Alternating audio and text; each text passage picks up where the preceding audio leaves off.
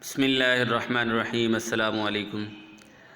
Question हमारा आज जो है वो है describe effects of variation of pressure density and temperature on speed of sound in air.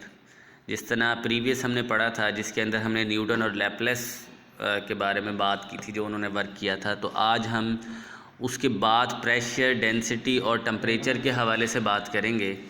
तो इसमें देखें फ़र्स्ट जो डेफिनेशन है उसमें लिखा हुआ है effect of pressure on speed of sound. Effect of pressure of speed of sound जो है उसमें हम कहते हैं speed of sound remain same, यानी v is equal to gamma p over rho, यानी यहाँ पर p जो है वो प्रेशर है और रो जो है वो डेंसिटी है। ये हमने लैप्लेस में जो है ना फाइंड आउट किया था। तो हम ये कहते हैं कि density is proportional to the pressure. Density जो है वो प्रेशर के प्रपोर्शनल है। When the pressure of gas is increase density of gas also increase. जब प्रेशर इंक्रीज़ होगा तो डेंसिटी भी क्या होगी, इंक्रीज़ होगी। और ये बात फार्मूले से ज़ाहिर है। तो इसके बाद आप effect of density of sound, density की अगर बात करें ऑन स्पीड ऑफ साउंड पे, तो उसमें लिखा है v इज़ इक्वल टू वही वाला formula gamma p over rho square root.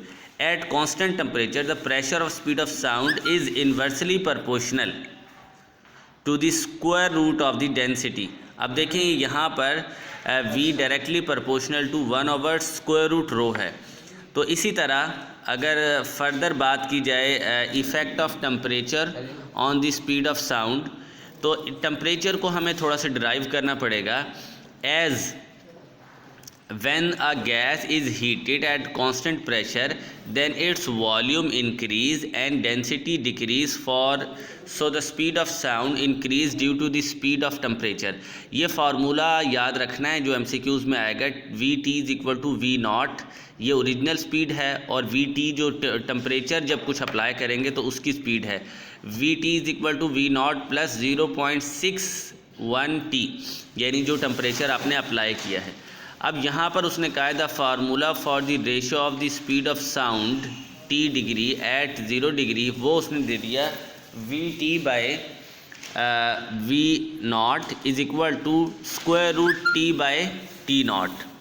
तो यहाँ पर square root t by t naught जो है, हम ये बात पढ़ चुके हैं कि अगर प्रेशर की बात की जाए तो v जो है वो डायरेक्टली प्रोपोर्शनल होगा, और अगर बात की जाए डेंसिटी की तो वो square root of inversely proportional. इसी तरह अगर बात की जाए टेम्परेचर की तो उसका फार्मूला हमारे पास बनेगा Vt is equal to v naught plus 0.61 t। ये हमने साथ लगाना है, तो ये आपने यहाँ तक करना है। और साथ ना एक प्रूफ दिया हुआ है, ये प्रूफ इम्पॉर्टेंट है, जिसमें उसने कहा ये प्रूफ करें Vt is equal to v naught plus 0.61 t। ये कैसे प्रूव होता है कि जो ऊपर वाला फार्मूला हमारे पास है Vt by v naught is equal to square root t by t naught, इसको अगर हम सपोज कर लें कि यहाँ पर हम कहें using the formula for the ratio of speed of sound at 0 degree and at t degree the ratio of speed of sound is. अब हम यहाँ पे ये कह सकते हैं Vt by v naught is equal to 1 over, अब यहाँ पर 1 प्लस t बाई 273 डिग्री, ये जो ओरिजिनल टेम्परेचर होता है ये 273 डिग्री हम केल्विन में चेंज करने के लिए इस पे लगाते हैं।